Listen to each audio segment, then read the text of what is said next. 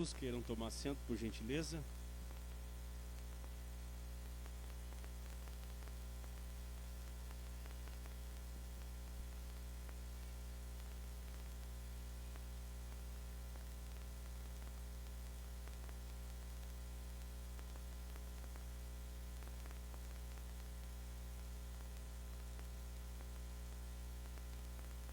Abram a sua Bíblia, as vossas Bíblias no livro do profeta Isaías, capítulo 40, versos de número 12 em diante. Livro do profeta Isaías, capítulo 40, verso 12 em diante. Dando sequência à nossa série de estudos de terça-feira no Antigo Testamento, estamos aí a 17 livros do Antigo Testamento para encerrá-lo, todo o panorama que nós estamos fazendo terça após terças-feiras aqui estudando. Semana passada nós vimos bastante coisas sobre o livro de Isaías e hoje nós vamos estar concluindo este livro, ok? Mas antes eu gostaria de ler esse texto tão poderoso da palavra do Senhor. Isaías 40, verso 12 em diante. Os irmãos que acharam, diz um sonoro amém. Diz assim a palavra de Deus. O título diz: A majestade do Senhor. Quem na concha da sua mão, ou de sua mão, mediu as águas e tomou a medida dos céus a palmos? Quem recolheu o pó da terra na terça parte de uma vasilha e pesou os montes e as colinas numa balança?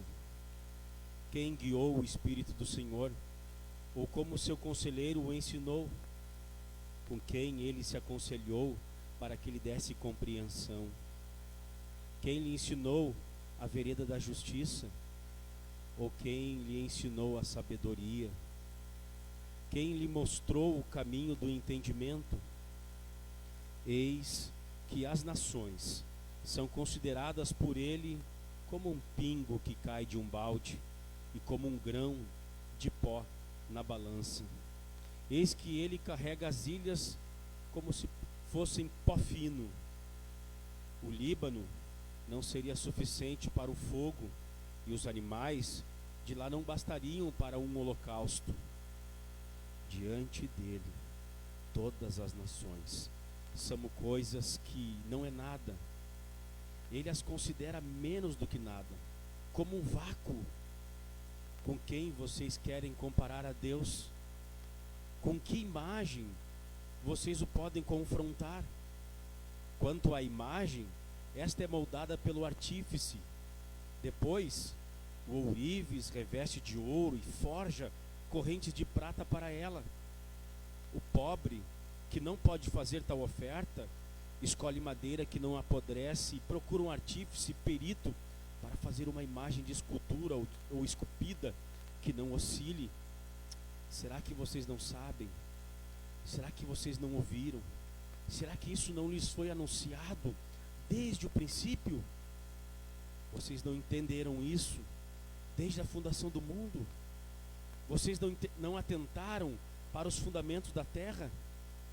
Ele é o que está sentado sobre a cúpula da terra, cujos moradores são como gafanhotos. É ele quem estendeu os céus como cortina e os desenrola como tenda para neles habitar. É ele quem reduz a nada os príncipes e torna em nulidade os juízes da terra. Mal foram plantados e semeados, mal se arraigou na terra o seu tronco, já secam. Quando um sopro passar por eles, a uma tempestade os leva como palha. Com quem vocês vão me comparar? A quem eu serei igual? Diz o Santo. Levantem os olhos para o alto e vejam quem criou estas coisas. Aquele que faz sair o seu exército de estrelas, todas bem contadas, os quais ele chama pelo nome, por ser ele grande em força e forte em poder. Nenhuma só vem faltar. Por que então você diz, ó Jacó, e você fala, ó Israel, o meu caminho está encoberto ao Senhor, e o meu direito desapercebido ao meu Deus? Será que você não sabe, nem ouviu, que o eterno Deus, o Senhor, o Criador dos confins da terra, nem se cansa e nem se fadiga? A sabedoria dele é insondável. Ele fortalece o cansado e multiplica as forças aos que não têm nenhum vigor. Os jovens se cansam e se fadigam, e os moços de exaustos caem. Mas os que esperam no Senhor renovam as suas forças, sobem com asas como de águias, correm e não se cansam, caminham e não se fadigam. Até aqui palavra do Senhor, até aqui palavra de Deus. Oremos mais uma vez. Bendito Deus e Pai, nós lemos Tua palavra e nós te pedimos a iluminação do Teu Espírito para que possamos contemplar a Tua majestade, a Tua santidade, a Tua glória. Tua palavra, Senhor, inspirada pelo Teu Espírito, o Senhor possa nos quebrantar essa noite. Que possamos sair daqui amando o Senhor mais, desejando o Senhor cada vez mais. Nós possamos sair daqui admirados, encantados por Tua glória, por Tua santidade, por Tua soberania, por Teu poder, por Tua redenção. Pai, nos atrai para Ti mesmo, nos atrai a Ti mesmo, Senhor, nos salvando de nós mesmos, salvamos dos falsos ídolos, dos falsos deuses, do pecado, deste mundo, Senhor, transitório. E, ó Deus, dá-nos mais de Ti essa noite. Para Tua glória e louvor, Te agradecemos e Te pedimos isso no nome de Jesus. Amém e amém. Queridos irmãos, eu pedi que o Ezequiel projete ali os slides da semana passada. Eu não poderei percorrer todos eles. Pode passar.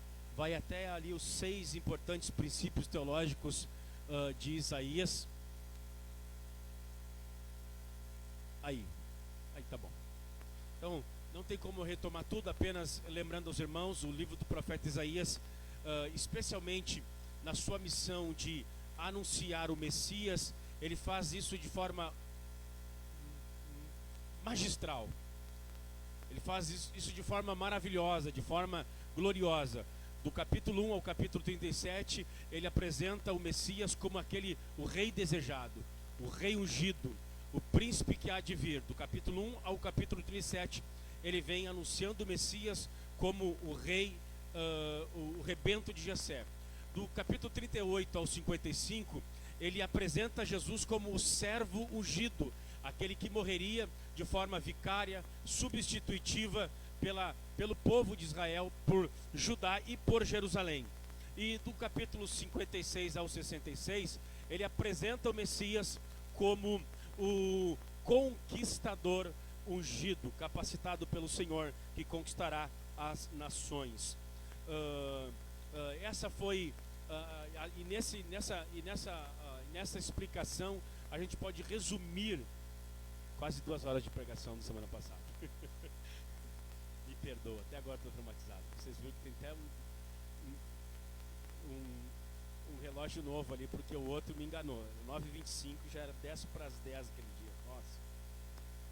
Então, retomando aqui para vocês, eu falei semana passada, mas a título de contextualização, 6 importantes princípios teológicos que Isaías nos apresenta. Ele apresenta o Senhor como o Senhor da história, aquele que está sentado num alto e sublime trono, e toda a história está sendo dirigida pelo Senhor. Deus controla quem está no controle. Ele chama 200 anos antes de Ciro vir à existência, o Senhor no capítulo 43 chama Ciro de o seu servo, seu ungido, pois ele libertaria a nação de Israel do cativeiro, nos apresentando que Jesus, ou que Deus, ele está governando, dirigindo a história. A história não está sendo conduzida por um destino cego, por uma entidade, um espírito, um guru, uma filosofia. as forças do universo, ou a Pachamama, né? Ou a mãe natureza. Este mundo está sendo dirigido e governado por Iavé. Esse é um tema importante do livro de Isaías. Segundo tema importante que Isaías apresenta é o Senhor como supremo aos ídolos. E aqui a gente leu esse texto maravilhoso do capítulo 40, ele diz: a quem vocês irão me comparar? Tanto Israel como Judá estão envolvidos com idolatria, adorando a Baal, a Azera, a vários ídolos falsos. E o Senhor então, chamando o seu povo ao arrependimento, faz o povo sentar, avaliem, pense, que Deus são esses que vocês servem, se curvam, se prostram, se eles podem ser comparados a mim. Ele diz: olha, um homem pega uma árvore, corta a árvore, assa pães com um bocado dessa árvore, faz um móvel com essa árvore, e que loucura de vocês, dessa mesma árvore faz um ídolo e se curva, se ajoelha e diz: aqui está o meu Deus. O profeta Isaías levanta-se entre as nações e faz o povo pensar: que idiotice vocês têm feito, que loucura, que ignorância, é o pecado de idolatria, a estupidez, todo e qualquer tipo de pecado é um absurdo. Ele apresenta a Iavé, o eu sou, como o Senhor supremo, acima de toda e qualquer criação humana, projeção humana. Deus é glorioso, majestoso. Terceiro princípio teológico de Isaías, capítulo 1, verso 27, 4, verso 3, 8, do 11 ao 21, e capítulo 10, verso 20, a promessa de um remanescente. Vocês lembram, estão recordados que eu falei que Isaías é um profeta pré-exílico. Ele vai profetizar antes do exílio. Ele vai profetizar para advertir o povo de Deus para que caia em arrependimento e o Senhor os livre do exílio. Todavia eles estão obstinados e isso não vai acontecer. Mas o Senhor diz que o povo de Israel será levado ao cativo, mas um resto, uns rabiscos, um remanescente vai permanecer. Deus irá preservar, porque a nação de Israel não poderia morrer. Centenas de povos cananeus na vizinhança de Judá e de Israel foram levados para a Babilônia e para a Síria e deixaram de existir. Os judeus poderiam ter o mesmo fim, mas Isaías diz: não, alguém vai ser preservado, porque esse povo é indestrutível até que venha a semente da mulher, o Redentor. Bendito seja o nome do Senhor.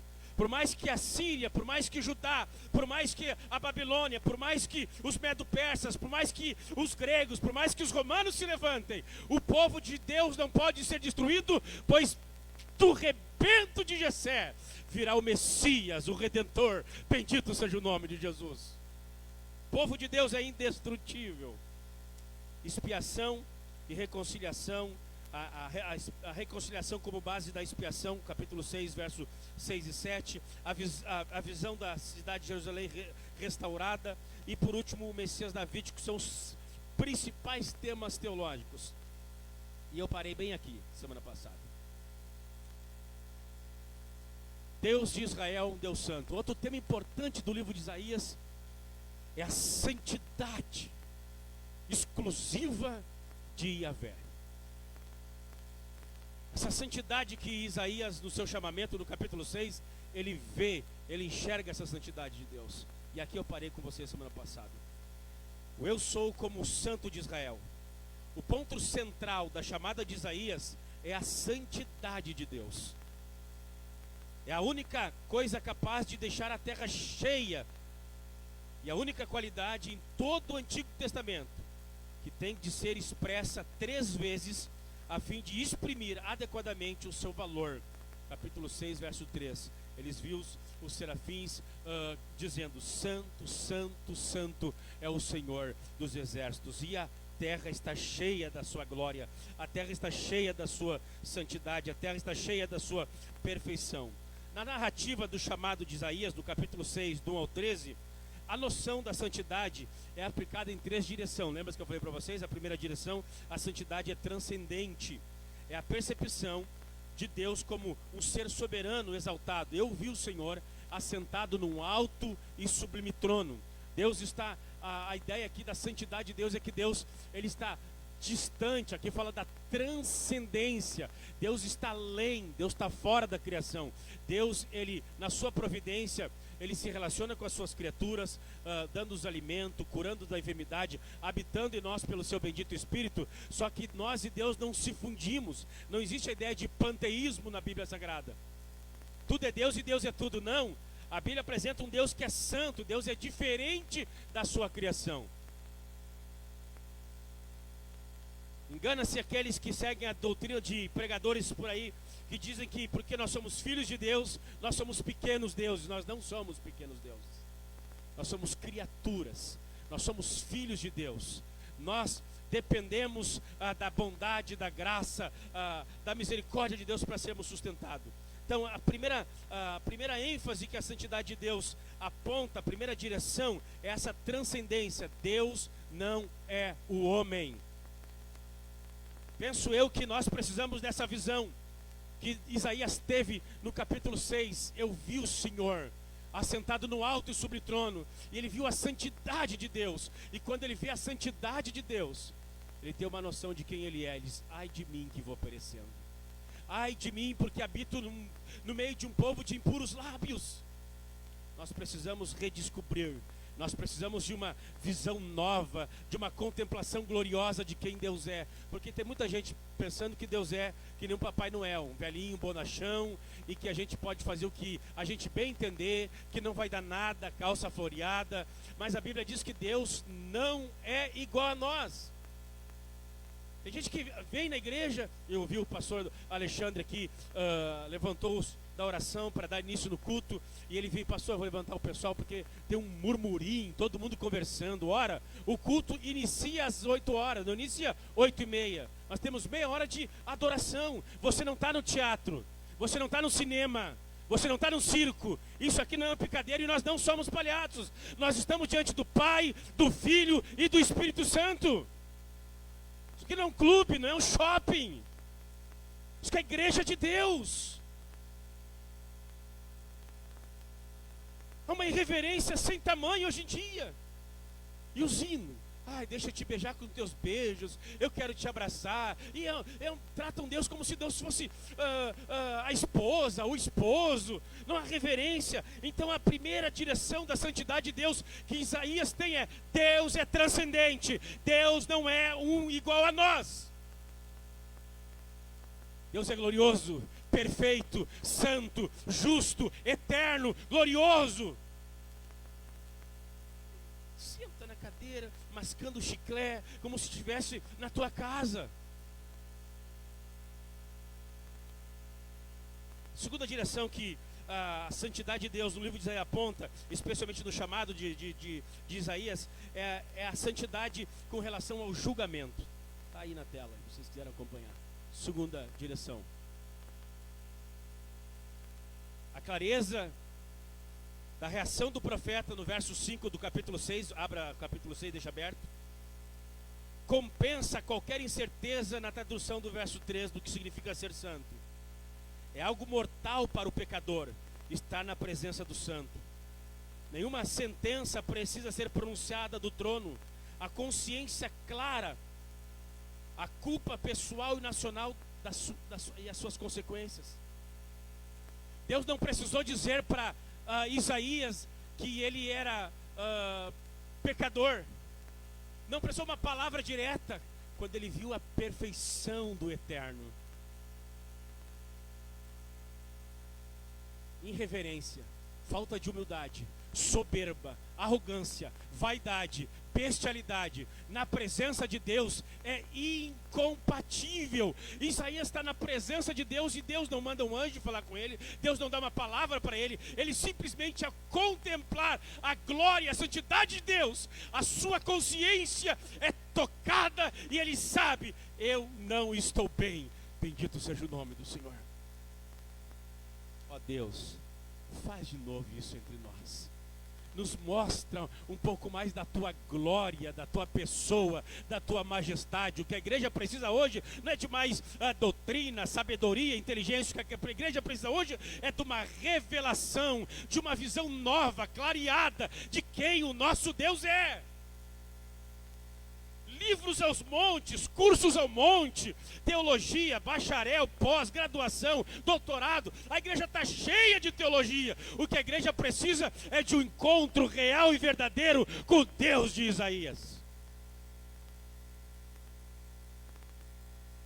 Está cheio de verborréia linda da teologia hoje em dia, mas que parece que as pessoas não se humilham, não se quebrantam, não se prostram diante de Deus.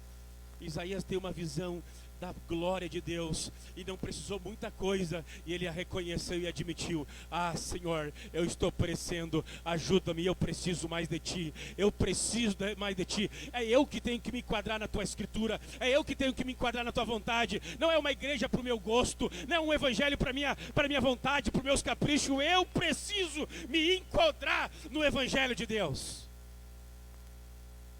Terceira e última a direção que a santidade de Deus aponta. A santidade de Deus aponta também para a salvação. A fumaça da santidade deixa os meios de salvação. O altar, ele vê o altar do Senhor, brasas vivas que são tiradas como a tenaz, no verso 6. E um serafim a partir da presença do santo, e pela vontade do santo, voa para ser o ministro de purificação e de expiação do pecador.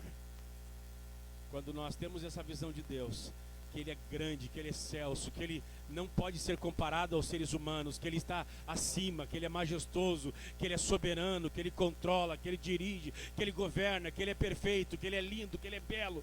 Quando nós vemos a sua santidade e reconhecemos em humilhação a nossa pecaminosidade, aí então o cenário está pronto para a salvação. Deus só pode salvar aqueles que reconhecem que estão perdidos.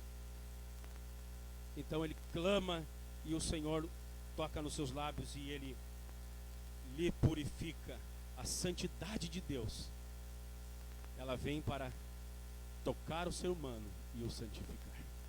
Por isso que Levítico diz: eu sou o Senhor teu Deus, eu sou santo e eu sou o que te santifico.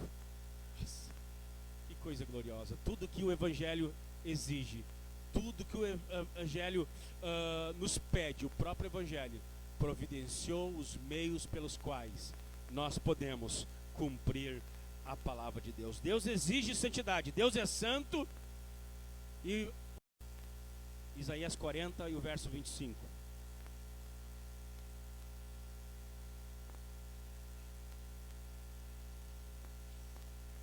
A quem vocês vão me comparar? Quem vocês vão me comparar? A quem serei igual?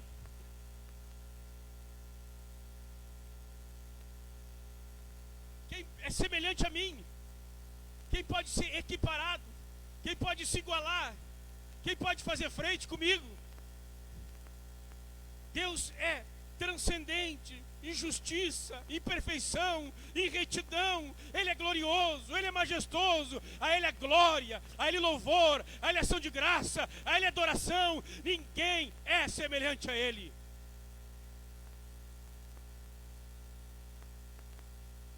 Com quem vocês me compararão? Aqui fala outra expressão dessa santidade, da transcendência, da majestade de Deus.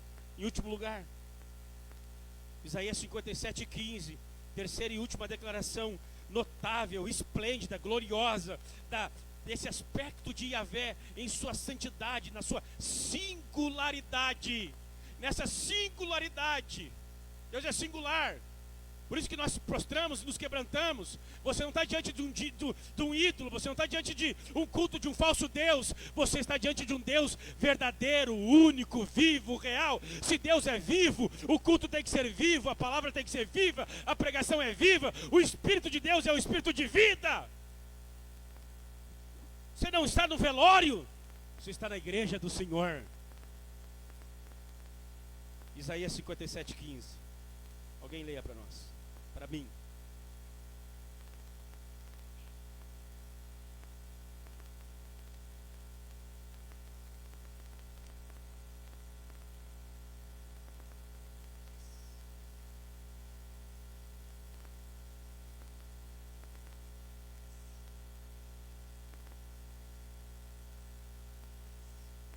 Que Deus é esse?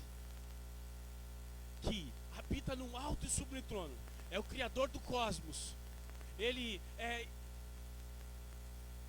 perfeito, incomparável, majestoso, glorioso.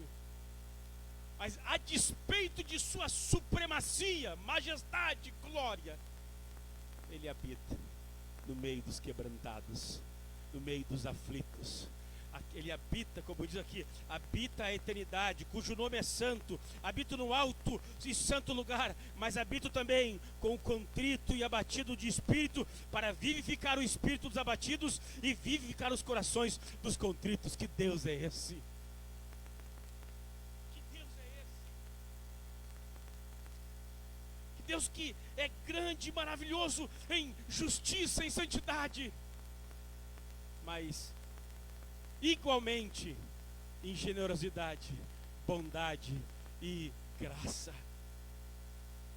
Então, esse seria o outro aspecto importante do livro de Isaías: exaltar a santidade de Deus, a transcendência de Deus, a soberania de Deus. E diga de passagem que nesse aspecto Isaías é único e singular. Sua profecia é uma profecia de chamado à santidade. O que mais ainda sobre Isaías? Algumas coisas sobre os nomes dos filhos que a gente vê no livro. Os nomes tanto de Isaías como outros nomes no livro de Isaías apontam para a doutrina, para a mensagem que ele vem nos pregando, ok? Vamos ver isso. Os capítulos 7 ao 9 apresentam 4 filhos cujos nomes revelam significados proféticos. Capítulo 7, o verso 3, vou pedir que os obreiros me ajudem aí. Capítulo 7, o verso 3, e a igreja abra a sua Bíblia, é um culto de estudo. Por favor, se você não tem o hábito de ler a Bíblia, de trazer a Bíblia para a igreja, traga. Por mais que você tenha ela no seu smart, traga o livro para você, quando tiver que procurar, não se perca, porque tem gente que já não sabe mais nem onde estão os livros da Bíblia. Eu quero ver na hora que chegar Abacuque aqui. Abacuque, está na Bíblia? Está na Bíblia. Sofonias, que? Pensei que isso aí era dos apócrifos. Nome estranho, né, tia? Capítulo 7 ao 9, então, nós temos 3 nomes proféticos, que nós vamos ver rapidamente isso, porque isso tem lições acerca da mensagem do livro, o propósito do livro de Isaías e da própria profecia de Isaías. Os 2 filhos de Isaías, um chamava Sear-Jesub, que significa um remanescente voltará. Capítulo 7, verso 3, um obreiro lê para mim.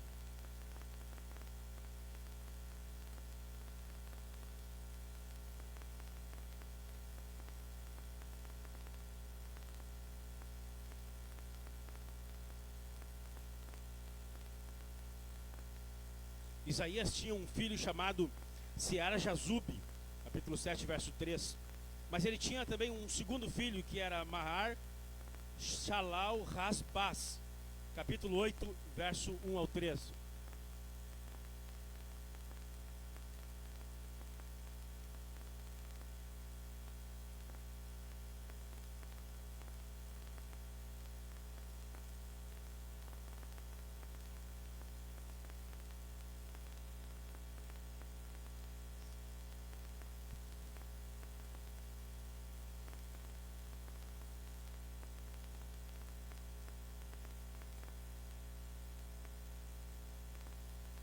Isaías teve 2 filhos, e o significado do primeiro, do primeiro é um remanescente voltará.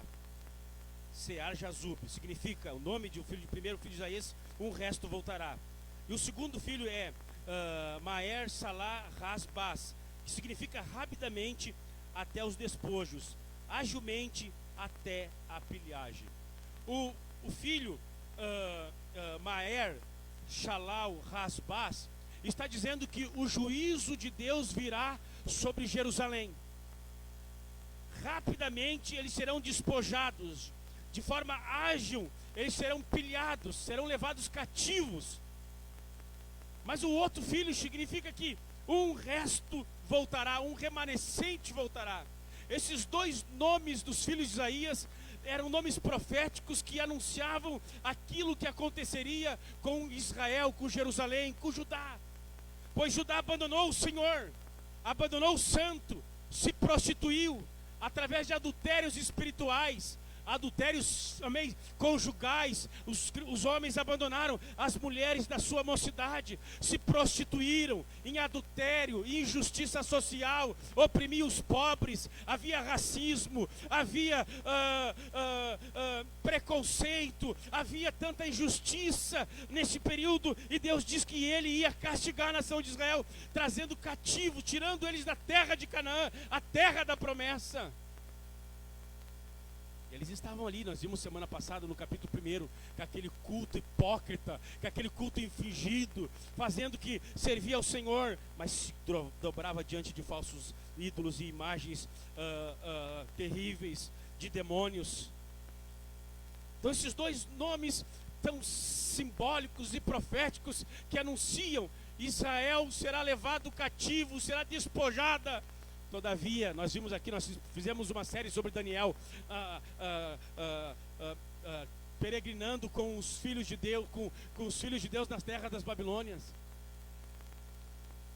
70 anos ficaram lá. Mas o Senhor havia dito que eles ficariam por um tempo de disciplina, por um período de julgamento, por um período, e o Senhor traria eles de volta. E o Senhor trouxe, pois Deus não é homem para que minta, nem filho do homem para que se arrependa. O próprio Isaías vai falar no capítulo 40 que a sua palavra não volta vazia. A palavra de Deus, quando ela é anunciada, ela vai antes e cumpre os seus desígnios. E o resto voltou. Outro filho que é dito aqui é Isaías capítulo 7, 14, 8:8 e 8:10.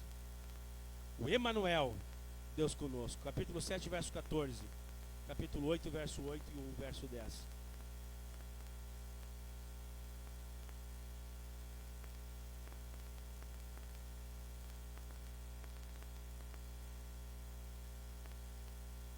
E o significado é Deus conosco. Capítulo 8, verso 8 e o 10.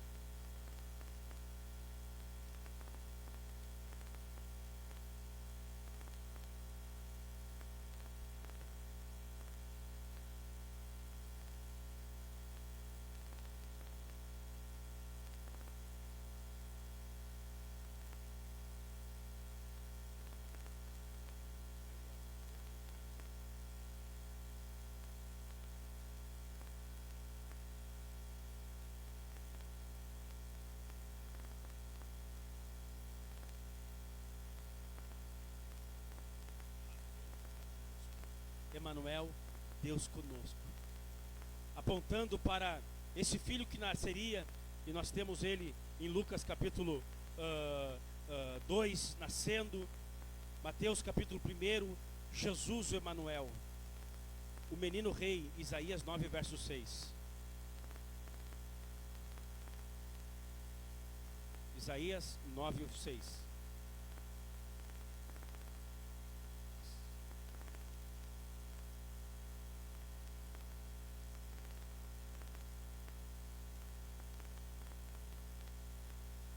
Nós temos esses nomes de filhos como sinais, como nomes proféticos e também como teor da própria mensagem. São nomes chaves, histórias chaves para discernir, para aprender o livro de Isaías, para ler, interpretar o seu significado e propósito. Nesses 4 nomes, nesses 4 filhos que nasceram aqui, a gente consegue compreender, interpretar, fazer uma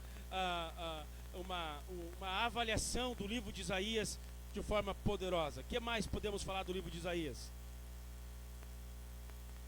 Outra coisa importante no livro de Isaías é que ele apresenta Yahvé como o Redentor. A outra característica do livro de Isaías é o fato do eu sou ser o Redentor de Israel. Redentor é aquele que é o libertador, aquele que é o salvador. Este título para o eu sou é usado 4 vezes em outros livros. Todavia, ele é utilizado mais de 10 vezes no livro de Isaías. Todas as referências se encontram nos capítulos 40 ao 66. que são os livros da consolação.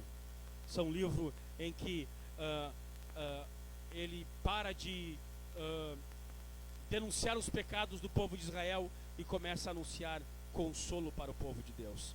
Vamos ver apenas alguns versículos aqui para a gente fundamentar esse tema importantíssimo de Yahvé como sendo o Redentor, o libertador de Israel. Isaías 40 e o verso 14.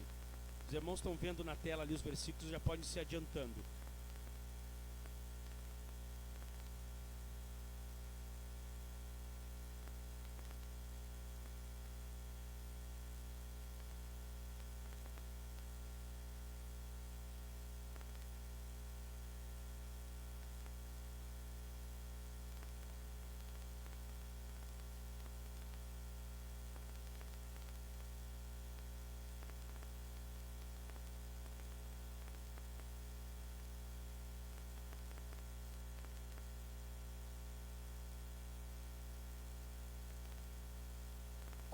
E 14 diz assim, ó: não tenha medo, ó vermezinho de Jacó, povinho de Israel, porque eu o ajudarei, diz o Senhor, o seu Redentor é o Santo de Israel.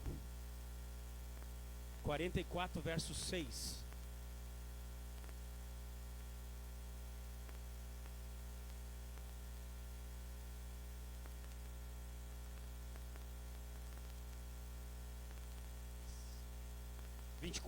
Do mesmo capítulo 44.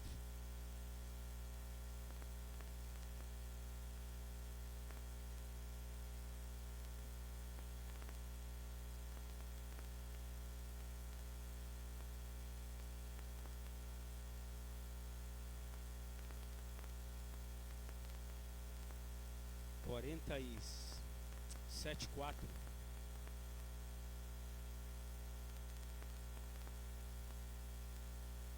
48:17.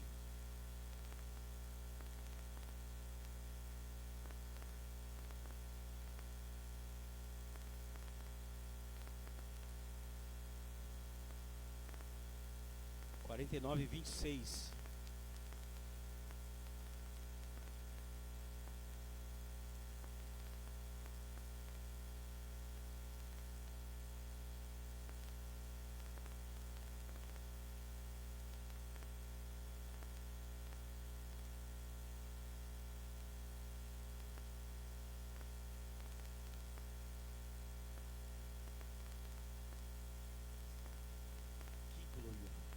Coisa gloriosa.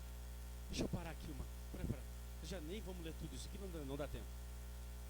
Tem 10 minutos para acabar. Vocês têm noção o que Deus está dizendo aqui? Quem é que livra? Quem é que liberta? Não é um anjo. Não será um político. Não será um líder que tem poder aquisitivo econômico alto. Eu sou o teu libertador. Eu sou o teu emancipador. Eu sou aquele que te emancipa, aquele que te capacita a ser livre, aquele que te capacita a viver de forma autônoma, independente. Eu sou o Senhor que te tiro toda a escravidão. Quem que é o nosso libertador? Aquele que pode todas as coisas. O eu sou, o Altíssimo. Para ele não há nada difícil, para não há nada que ele não possa fazer. Seja a prisão que for, que Israel esteja, e Yahvé é o grande libertador. Se é o mar, ele abre. Se há a seca no deserto, ele faz águas brotar da rocha. Para ele não há impossível. É por isso que eu acredito numa libertação de verdade. Jesus não veio trazer uma possibilidade de salvação. Jesus veio trazer uma salvação verdadeira. Não veio trazer a possibilidade de salvação. Ele veio trazer uma salvação real e verdadeira. Se o Filho de Deus vos libertar, verdadeiramente sereis livres. Ele é um libertador, ele é um redentor, e aquele que ele redime completamente. Aquele que redime, ele redime verdadeiramente. Bendito seja o nome do Senhor. Ele não está brincando de ser Deus. Ele não está dando assim, ó, eu vou morrer na cruz e vou te dar a possibilidade de você ser livre. Não, não é isso que o texto diz. Ele diz, eu, Senhor, eu sou o libertador, o emancipador. Seja lá qual for o teu pecado, seja lá qual for o teu vício, seja lá o que for que está te aprendendo, Ele é maior que o céu, Ele é maior que a lua, Ele é maior que a estrela, Ele é maior que o inferno, Ele é maior que o diabo, Ele é maior que os demônios. Ele é o nosso Goel, o nosso libertador. Ele é o nosso redentor. A palavra no hebraico é Goel, o nosso redentor, o nosso libertador. Bendito seja o nome do Senhor. Ah, que coisa gloriosa. Como é que tu sabe, pastor Leão, que tu será livre? Porque quem é meu libertador é o próprio Deus. Ele que garante a minha vida, Ele que garante a minha salvação, Ele que garante a minha santidade, Ele que garante a minha justiça, Ele que garante um novo coração e uma nova vida. Certo pastor, bem maduro, já de idade, perguntou a um jovem: se o diabo bater a porta do teu coração, o que você fará? O que você vai fazer? Aquele jovem olhou para o pastor, já velhinho, ancião, os cabelos brancos, e disse: olha, se o diabo bater a porta do meu coração, eu vou pedir que Jesus abra a porta e atenda a Satanás, pois o meu coração pertence ao meu Redentor, o meu libertador. Que coisa gloriosa, quando a minha soltura não está mais na minha capacidade, a minha libertação, a minha emancipação não está circunscrita às circunstâncias da religião, mas quem toma a iniciativa, quem toma a frente, quem dá a garantia de uma libertação é o próprio Deus. Eu, o Senhor, eu, Yahvé, eu Todo-Poderoso. Por acaso alguma coisa que eu não posso fazer?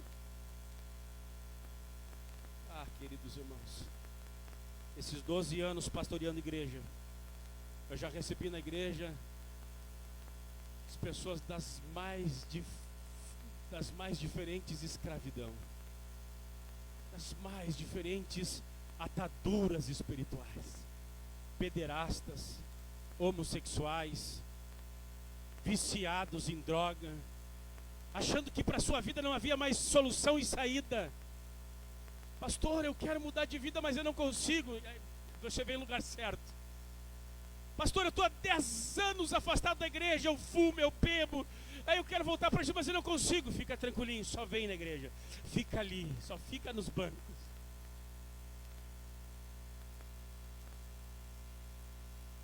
Lembro-me uma conversa que eu tive do jovem que estava muito tempo afastado da igreja, fumando, bebendo. Eu não consigo, pastor, tentei muitas vezes. Só fica aí, vem, só vem. Pregando evangelho, eu vou pregar o evangelho, vamos fazer várias séries de pregação. A graça de Deus vai te fortalecer. Minha família está fora da igreja também há muitos anos. Já passou-se uns 2 meses, 3 meses, né? Ele me procurou, ele continuou vindo na igreja. Pastor, desde quando eu falei contigo, eu nunca mais bebi, nunca mais fumei. Aleluia. Passou-se mais 3 meses, pastor, eu quero ser readmitido na comunhão, eu quero tomar ceia. Eu reconciliei ele. Passou-se 2 meses, a esposa se reconciliou com Jesus. 1 ano depois, eu estava ordenando ele como diácono da igreja quando eu era pastor. 2 anos depois, eu estava entregando ele o canudo de discipulado em teologia. Pois não é o esforço dele, não é a capacidade dele, não é porque ele é bonitinho, é porque quem Deus é, Ele é o nosso libertador.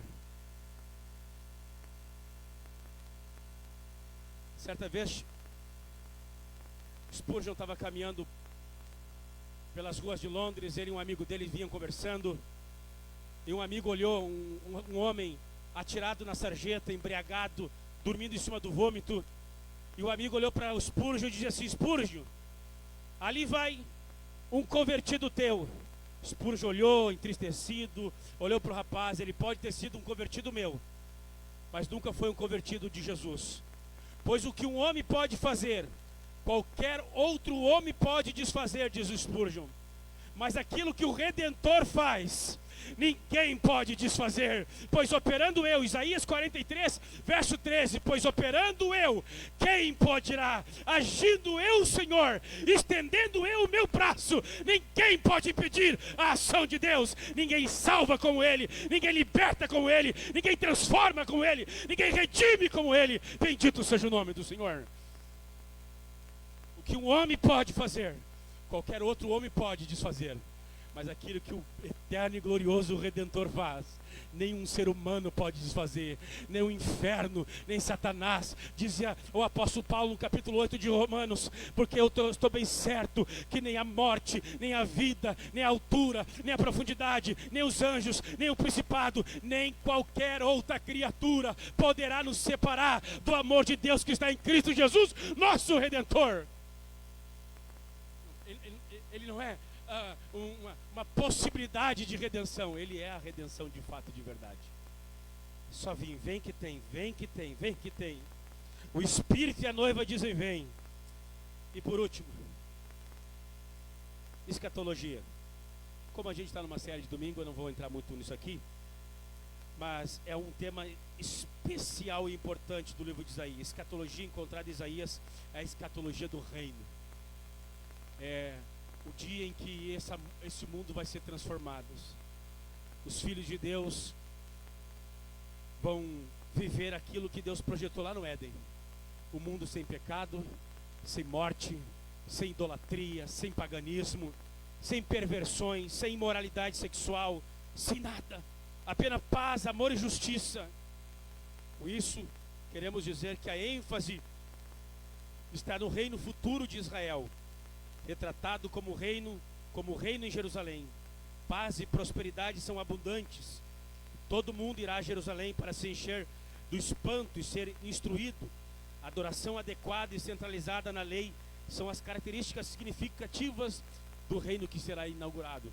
Daí estão as referências ali, capítulo 24, verso 3, 33, 22, 43, 15, 44 e o verso de número 6. Você lê em casa. Vamos estar em pé no nome do Senhor Jesus. 2 semanas falando sobre Isaías. Você já tem subsídio bastante para ler, aprender, detectar a doutrina, as verdades desse livro. Eu gostaria de apenas relembrar algumas coisas do livro de Isaías para orar com a igreja.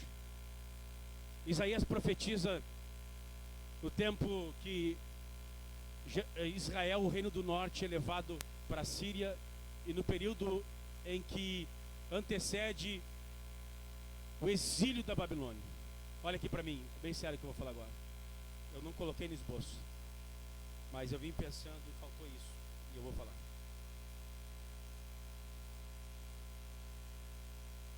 Isaías passa 50 anos anunciando o exílio, dizendo: olha, a idolatria vai te destruir, o pecado vai te matar, o pecado vai levar vocês da terra de paz. Canaã era terra de paz, terra da promessa. Vocês serão expulsos dessa terra. Essa terra vai vomitar vocês por causa do pecado. Eu assumo essa tribuna para dizer à igreja, advertir a igreja: não brinque com o pecado. Isaías nos deixa bem claro que o pecado escraviza. Ele leva à pobreza, à desgraça, à escravidão, à miséria. Não negocie com o pecado, rompa com o pecado. O pecado é um péssimo patrão. A iniquidade é uma péssima patroa. Rompa, não brinque, ele vai matar. O salário do pecado é cativeiro, é morte, é tragédia, é destruição. Rompa. Mas eu não consigo. Jesus se apresenta como o Redentor. Se tu não pode, Ele pode. Se tu não tem condições, Ele tem. Se você não sabe, Ele é a sabedoria de Deus. Rompa com o pecado, não brinque. Deus é santo. Como é que está a tua vida de santidade com o Senhor? Você tem crescido em santidade? Você tem crescido? Você está melhor hoje do que você foi ontem? Só sobre essas duas coisas eu gostaria de orar com vocês. Pecado é um péssimo pagador. A boa notícia é que existe alguém mais forte que a tua fraqueza. Existe alguém mais forte que a tua iniquidade. o nosso Redentor. Ele que aquele olhou para Isaías e purificou, pois a sua santidade, ela é gloriosa. Onde a santidade de Deus toca, ela limpa. Onde a santidade de Deus passa, ela purifica. E a santidade desse Deus está essa noite neste lugar. Oremos ao Senhor. Bendito Deus e Pai, cuja presença nós estamos. Ah, Deus, Tu és tão santo, Tu és tão glorioso, tão majestoso, Senhor. Tu levantaste o profeta Isaías, que por 50 anos advertiu a nação de Israel, dizendo que o pecado destruiria eles, o pecado acabaria com eles, Senhor. Eles não ouviram a voz do profeta, eles não ouviram a voz do Espírito, Senhor. Não permita-nos que sejamos como Israel, obstinado, rebelde, ó Deus, louco, Senhor, atrevido, Senhor, que pecam sem vergonha, sem remorso, sem tristeza, como se pudesse lutar com o Senhor. Jó diz: quem guerreou com Deus e prosperou, quem brigou com o Eterno e teve paz. Ó Deus, é impossível estar contra a Tua vontade, ó Senhor, e viver de forma bela, bonita, ó Deus, pacífica, Senhor. Mas também nós aprendemos que Tu és aquele que venceu o pecado, Tu és o verdadeiro libertador, redentor. Ó Senhor, justiça nossa, força nossa, o Senhor é a nossa bandeira. Nós oramos a Ti pedindo, Senhor, aos homens da igreja, aos pais, às mães, nas suas dificuldades, que Tu seja, Senhor, a sua fortaleza, Senhor. Ó Deus, que a Tua santidade toque, Senhor, as relações conjugais, as relações de filhos e pais, pais e filhos, as relações de irmãos, da igreja, Senhor, de líderes e liderados. Que a Tua santidade nos toque, Senhor. Ó Deus, dá-nos uma visão correta de quem Tu és. Nós somos muito míopes, nós temos uma mente muito turva, Senhor. Mas assim como Tu te revelou a Isaías, mostrando a Tua santidade, a Tua perfeição, a Tua majestade, a Tua glória, tira as escamas dos nossos olhos, descobre o nosso coração, para conhecermos o Senhor mais e mais, Senhor. A Tua justiça e a Tua santidade, a Tua perfeição e a Tua glória. E que esta visão destrua todos os ídolos do nosso coração, todos os ídolos do nosso interior, todos os ídolos da nossa alma, Senhor, que sejam destruídos pela visão da glória de Deus, no nome precioso de Jesus, Pai. Nós Te agradecemos por mais uma noite de oração e de ensino neste lugar, Senhor. E nós, a orar, nós dizemos que o amor de Deus, a graça do Senhor Jesus e a comunhão do Espírito Santo seja com todos, hoje e sempre. Amém e amém.